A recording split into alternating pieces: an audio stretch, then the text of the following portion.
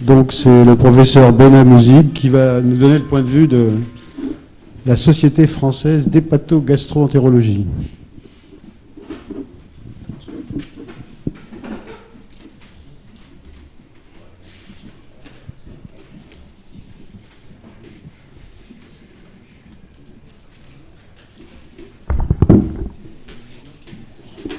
Bon, le point de vue du gastro-entérologue, finalement, il est assez proche du point de vue du généraliste, à une différence près, la sous-race des gastro-entérologues bariatriques, qui est quand même ultra minoritaire aujourd'hui.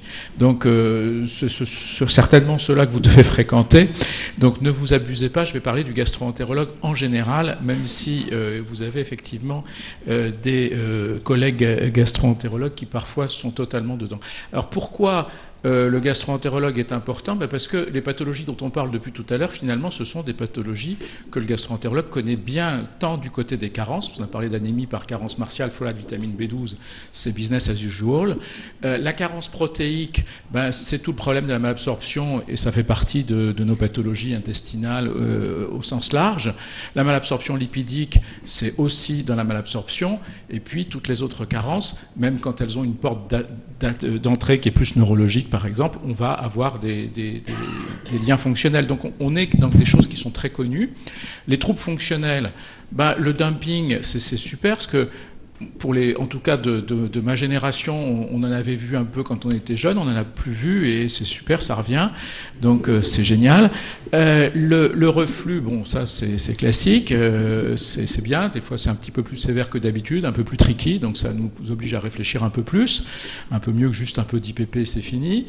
Alors, il y a des trucs qui vous ont peut-être échappé parce que c'est, entre guillemets, peu important, mais alors, nous, c'est ceux qu'on voit qui nous embêtent. C'est le trouble fonctionnel, alors que ce soit le trouble fonctionnel, on va dire classique, mais invalidant. Et je rappelle que pour ceux qui ne sont pas familiers du trouble fonctionnel intestinal, qu'en impact sur la qualité de vie, c'est pire qu'une insuffisance cardiaque stade 4. Et la diarrhée, alors la diarrhée, qui soit dans le trouble fonctionnel ou qui soit indépendante, évidemment, avec là des vraies difficultés de gestion. Puis alors quelque chose qui n'est pas habituellement au catalogue, mais c'est tout simplement, je pense que c'est juste une question de temps, alors ça c'est un peu ma spécialité, donc je peux me mouiller. Évidemment, on a tout pour favoriser le cancer, d'abord parce qu'ils ont été obèses, ensuite parce qu'au plan métabolique, ensuite au plan fonctionnel digestif, donc il suffit juste d'attendre un petit peu qu'ils vieillissent tous, et on va avoir à gérer des cancers chez ces patients-là. Donc, le gastro-entérologue, finalement, il est armé. Alors, quel est son rôle réel? Alors, je pense que pour ce qui est de l'expertise générale dont on vient de parler, c'est un recours par rapport aux soucis avant les complications. Qu'est-ce qu'il peut faire pour prévenir? Moi, je m'interroge. Alors, moi, je fais partie, effectivement, à la fois des gastro-entérologues nutritionnistes et puis des gens qui font de l'endoscopie bariatrique, donc c'est un petit peu biaisé de ma part, peut-être. Mais je me dis, voilà, on a un problème d'observance, on a des gens dans la nature, on a des généralistes à qui on demande d'être compétents sur le dépistage du cancer, sur la prise en charge de la pathologie vasculaire, sociale, diabète, machin. Ils sont université de médecine tout seuls, ce qui est un peu compliqué. Et donc, est-ce que là, il n'y a pas quelque chose à faire? Et finalement, il y a de la proximité. D'abord, il y a un couple gastro-entérologue-chirurgien qui est un couple historique qui remonte à la nuit des temps. L'endocrinologue, c'est aussi un très bon copain du gastro-entérologue. Hein. Non, enfin, un couple, comme un couple, on se fout sur la gueule dans les couples. Voilà, il est très proche du généraliste, évidemment, parce qu'il est en interaction, et il y a des réseaux qui existent. Donc là, je pense que potentiellement, il y a peut-être quelque chose à travailler qui n'existe pas aujourd'hui. Hein. C'est une piste de réflexion, on m'a dit d'apporter des pistes de réflexion, qui pourraient apporter un peu d'aide. Alors je ne pense pas que ce soit une aide déterminante, une aide centrale, mais on cherche des troupes, hein, pour aller s'occuper de ces 500 000 personnes dans 10 ans. Il va falloir quand même qu'il y ait des gens qui aillent au chantier pour ça, et ça peut être effectivement des recours possibles. Voilà. Alors, Après, je me suis posé une autre question, finalement, de gastro-entérologue. Est-ce qu'il doit attendre que ça se complique, ou est-ce qu'il peut intervenir? Et là, je suis parti d'une autre piste de réflexion. Enfin, dans une autre vie antérieure, j'ai été amené à réfléchir un petit peu sur les histoires de prévention et de dépistage de cancer. Et finalement, pour avoir fait partie des gens qui ont mis ça en place, on a inventé pour le cancer digestif ce qui existait déjà pour le cancer du sein, donc c'était pas très compliqué à inventer. Il suffit juste de mettre un décalage. Mais on a inventé des structures de dépistage et de gestion de ce dépistage. Et par département, ou par 2 départements, ou par 3 départements, il y a un médecin, il y a 2 secrétaires, il y a un bureau, il y a un téléphone, avec des gens qui envoient des lettres, vérifient les fichiers, rappellent les gens, contactent le médecin généraliste parce que le test est positif, la colo n'est pas faite, la mammographie a été relue, il faut qu'elle fasse quelque chose. Et donc, il y a quelque chose qu'on pourrait imaginer dans l'ambiance qui existe déjà. Il ne s'agit pas de recréer encore une autre couche de système bureaucratique, mais on a déjà des structures, on pourrait les développer, les organiser. Et juste pour finir, donc pour ça, il y a aussi une autre vision qui est celle de l'oncogénétique, et on est très proche là aussi, avec des plans personnalisés de soins, des consultations obligatoires et des feuilles de route. Et là après, effectivement, quitte au patient d'assumer ses responsabilités, parce qu'après tout, quelqu'un à qui on a bien expliqué, à qui on a donné les armes de son action, eh ben, si il joue pas le jeu, il est aussi adulte, même si c'est des grands enfants, on n'est pas encore en système totalitaire, et donc il a le droit aussi de pas être suivi. Merci de votre attention. Voilà. Est-ce qu'il y a des questions? Je voudrais vous poser une question par rapport à ce problème de cancer.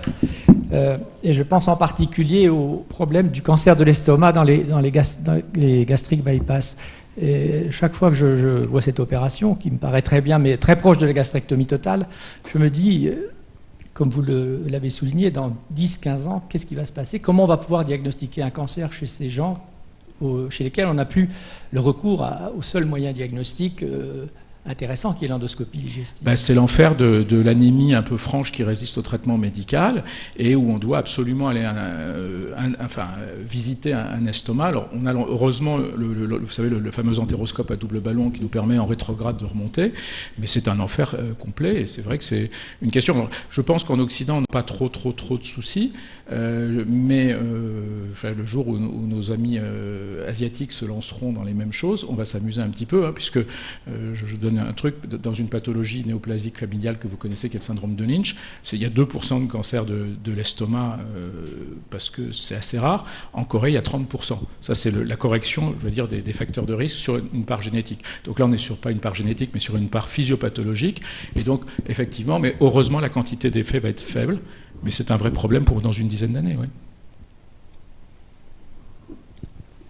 Oui.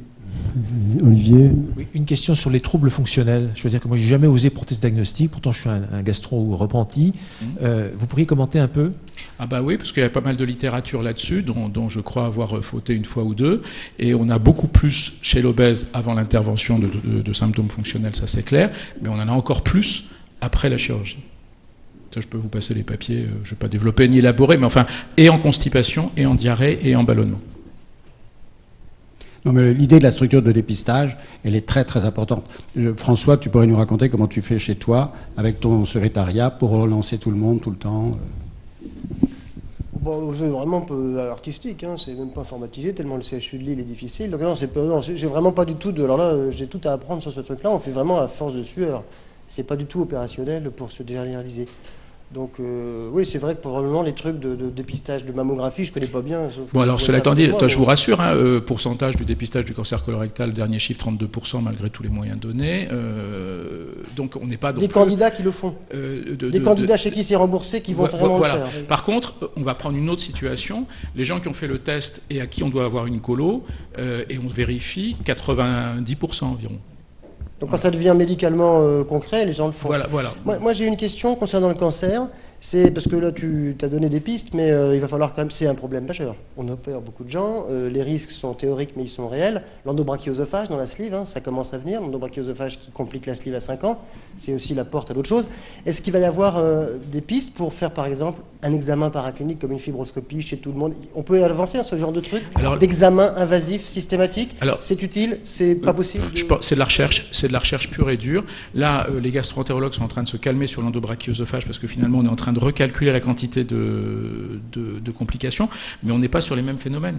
On est sur du reflux, on va dire, tout venant, et donc là-dessus, on sait qu'un OBO, il y a un risque, mais ce risque, finalement, n'est pas si important que ce qu'on croyait, donc on fait de la surveillance, mais calme, on va dire, plus calme qu'il y a quelques années.